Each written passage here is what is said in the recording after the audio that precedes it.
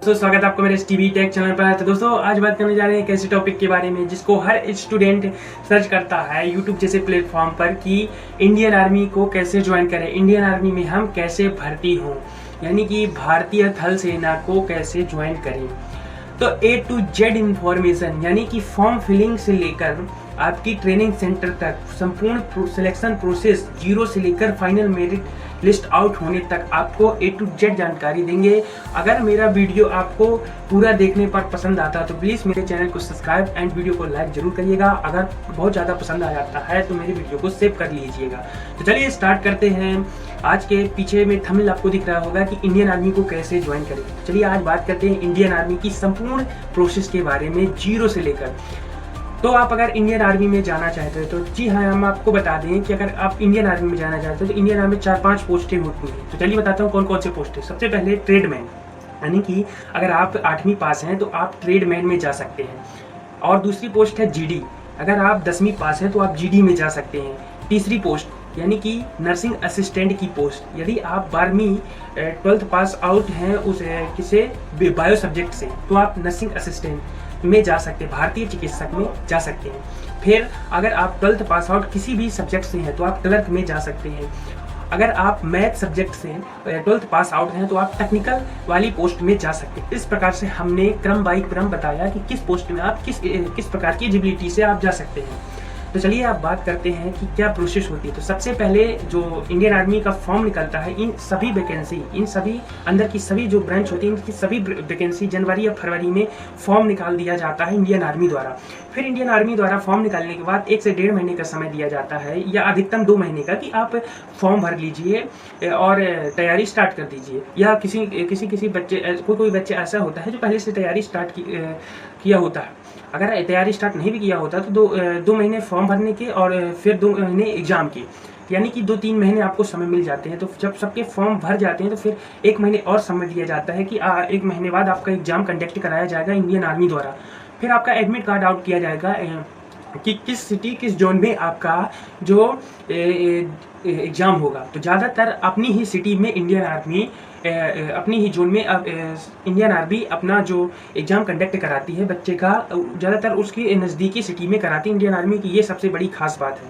तो चलिए जानते हैं आगे की क्या प्रोसेस होती है। तो अगर आप एग्ज़ाम क्रैक कर लेते हैं तो एग्ज़ाम क्रैक करने के बाद आपको PFT यानी फिजिकल एलिजिबिलिटी टेस्ट के लिए एलिजिबल हो जाते हैं। तो चलिए जानते हैं कि जो एग्ज़ाम का पैटर्न क्या होता है। एग्ज़ाम का पैटर्न जो होता है हर जो अलग अलग पोस्टों का अलग अलग होता है। जैसे आप ट्रेडमैन में जाना चाहते हैं तो ट्रेडमैन में जो आपका सिलेबस होगा इंडियन आर्मी का वो होगा 15 क्वेश्चन मैथ के होंगे, 5 क्वेश्चन रीजनिंग के होंगे और 15 क्वेश्चन हिस्ट्री पॉलिटी ज्योग्राफी और करंट अफेयर्स के होंगे और 15 क्वेश्चन साइंस के होंगे। इस प्रकार से ट्रेडमैन का सिलेबस होता है। और GD का सेम सिलेबस, GD और ट्रेडमैन का सेम सिलेबस होता है। अंतर सिर्फ इतना है कि ट्रेडमैन का 8वीं स्तर का सिलेबस आता है और जो GD का है वो 10th स्तर का सिलेबस आता है। अब बात करते हैं क्लर्क। क्लर्क में आपको history polity geography science math और इंग्लिश भी आती है और प्लस करंट अफेयर्स भी आता है। ये हो गया क्लर्क का जो का सिलेबस होता है। वो नर्सिंग असिस्टेंट का सिलेबस जो होता है हिस्ट्री पॉलिटी ज्योग्राफी और फिजिक्स केमिस्ट्री बायो और करंट अफेयर्स होता है। हमने सिलेबस संपूर्ण ट्रेड का बता दिया। इंडियन आर्मी की जो 4-5 ट्रेड है उनका संपूर्ण सिलेबस बता दिया। चलिए अब जानते हैं कि इन सभी ट्रेडों का जो एग्जाम पैटर्न का जो वो है क्या होता है, कितने मार्क्स के इसके इन ट्रेडों के कितने मार्क्स के क्वेश्चन आते हैं और कितने इसके नंबर मिलते हैं, कैसे प्रोसेस होती है। तो चलिए जानते हैं GD और ट्रेडमैन। GD और ट्रेडमैन का 50 क्वेश्चन आते हैं और 100 नंबर का पेपर आता है, जिसमें निगेटिव मार्किंग 2026 से बिल्कुल हटा दी गई है। 1% भी निगेटिव मार्किंग नहीं दी गई है। तो अब बात करते हैं टेक्निकल और क्लर्क। टेक्निकल और क्लर्क में 50 क्वेश्चन आते हैं, 200 नंबर का पेपर होता है, मतलब एक क्वेश्चन 4 नंबर का होता है। इसमें भी निगेटिव मार्किंग पूरी तरह से हटा दी गई है। और बात करते हैं नर्सिंग असिस्टेंट, भारतीय चिकित्सक आर्मी नर्सिंग असिस्टेंट जो होता है उसमें भी 50 क्वेश्चन आते हैं, 200 नंबर का पेपर होता है और निगेटिव मार्किंग 2026 से पूरी तरह हटा दी गई है। इस प्रकार से सभी ट्रेडों का हमने बताया कि किस प्रकार से इनमें क्वेश्चन पेपर आते हैं, कितने नंबर के आते हैं। तो चलिए आप बात करते हैं कि अगर आप एग्ज़ाम क्वालिफाई कर लेते हैं तो उसके बाद आगे की प्रोसेस। एग्ज़ाम क्वालिफाई करने के बाद 1 महीने बाद रिजल्ट आउट किया जाता है कि आप एग्ज़ाम क्रैक कर चुके हैं और फिर जो रनिंग के लिए एडमिट कार्ड आउट किया जाता है, मतलब physical eligibility test, physical fitness test के लिए, पीएफटी के लिए आपको एडमिट कार्ड आउट किया जाता है। तो चलिए जानते हैं कि पीएफटी में क्या होता है। पीएफटी अगर आप जब जाते हैं, आपका एग्ज़ाम क्रैक हो जाता है, फिर आप पीएफटी में जाते हैं, तो पीएफटी में सबसे पहले आपको एक ग्रुप में बैठाया जाएगा। लगभग 100 ग्रुप का बैच बनाया जाएगा, 100 ग्रुप के सभी बैच बनाए जाएंगे। फिर आपको 2 बजे रात से लाइन में लगाया जाएगा। फिर आपकी रनिंग 2, 3 या 4 बजे सुबह आपकी रनिंग कराई जाएगी। आपकी जो रनिंग होगी 1.6 किलोमीटर की जो रनिंग होती है वो 4 ग्रुप में कराई जाती है। यानी कि पहला ग्रुप होता है जो 5:31 का ग्रुप होता है, दूसरा ग्रुप 5:45, तीसरा ग्रुप 6 मिनट और चौथा ग्रुप 6 मिनट 15 सेकेंड। ये 4 ग्रुप बनाए जाते हैं और इन 4 ग्रुप के अलग अलग नंबर दिए जाते हैं और फिर पीएफटी के नंबर और जो एग्ज़ाम के नंबर, दोनों के नंबर का एनालिसिस करके मेरिट बनाई जाती है। तो चलिए जानते हैं कि 1.6 किलोमीटर जो रनिंग होती है 4 ग्रुप में होती है, हमने आपको बताया।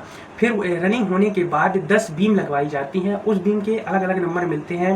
और जो नर्सिंग असिस्टेंट की पोस्ट होती है उसमें जो बीम होते हैं 6 बीम क्वालिफाई हो जाती हैं, तो आपको अच्छा रहता है, आप फाइनल उसमें फिजिकल में फाइनल कर लेते हैं।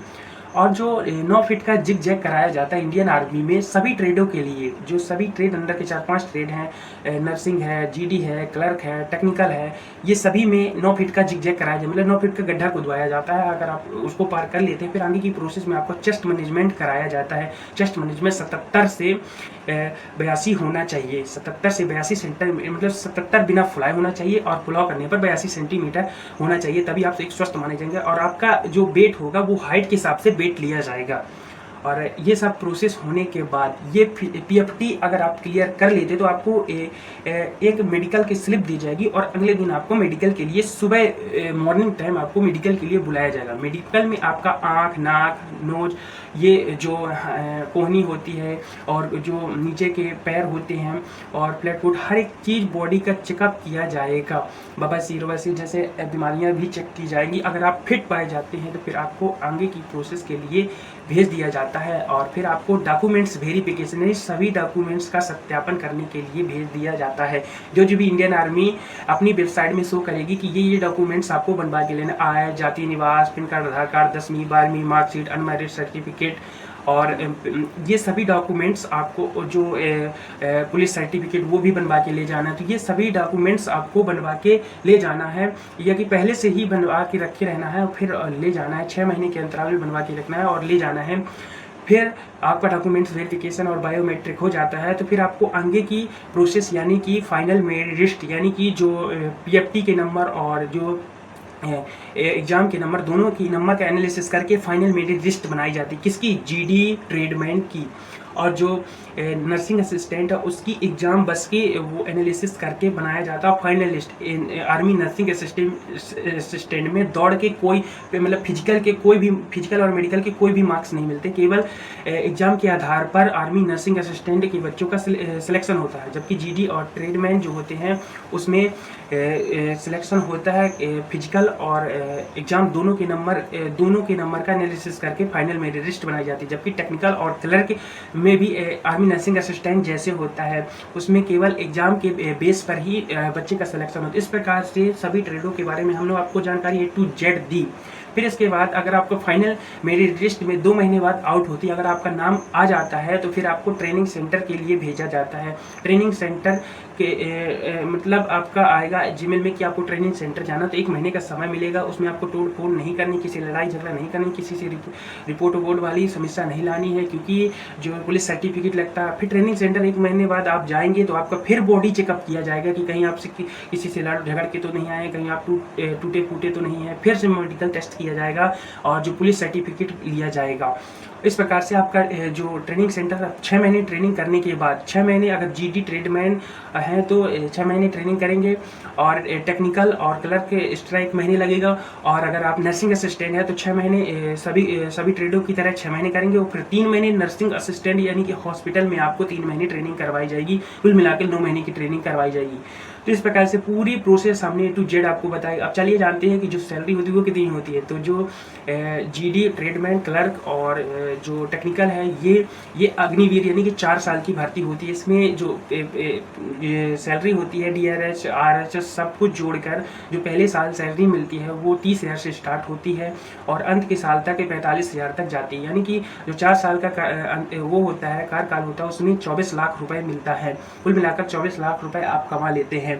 और जो 25% परमानेंट लिए जाते हैं अग्निवीर, यानी कि 100 बच्चे में 25 बच्चे अंदर ले लिए जाते हैं परमानेंट। अगर आपका अच्छा परफॉर्मेंस आता है इंडियन आर्मी में तो आपको 100 लोगों में 25 लोगों को परमानेंट कर लिया जाता है, यानी कि 16-17 साल की आपको जॉब दे दी जाती है। अगर आप नर्सिंग असिस्टेंट में हैं तो आपकी जो जॉब है वो 32 साल रहने वाली है और उसमें अच्छी खासी वेतन 60-65 हज़ार से ट्रेनिंग कंप्लीट होने के बाद 60-65 हज़ार से शुरू होकर लाखों तक जाती है इंडियन आर्मी नर्सिंग असिस्टेंट की, और ये परमानेंट जॉब होती है। इस प्रकार से A to Z इंफॉर्मेशन और सैलरी स्लिप तक हमने आपको बताई। तो अगर मेरा वीडियो पसंद आता तो प्लीज़ मेरे वीडियो को लाइक एवं चैनल को सब्सक्राइब जरूर करिएगा। अगर कोई भी इसमें मिस्टेक रह गई है तो उसके लिए सॉरी। नेक्स्ट वीडियो में ज़रूर बताऊंगा कि वैकेंसी कब आने वाली, इंडियन आर्मी की वैकेंसी कब तक आने वाली है और कब फिजिकल हो रहे हैं। इस समय फ़िलहाल जो इंडियन आर्मी का पेपर हो चुका था जून में, और जून में पेपर होने के बाद अब जो है रिजल्ट आउट होने वाला है।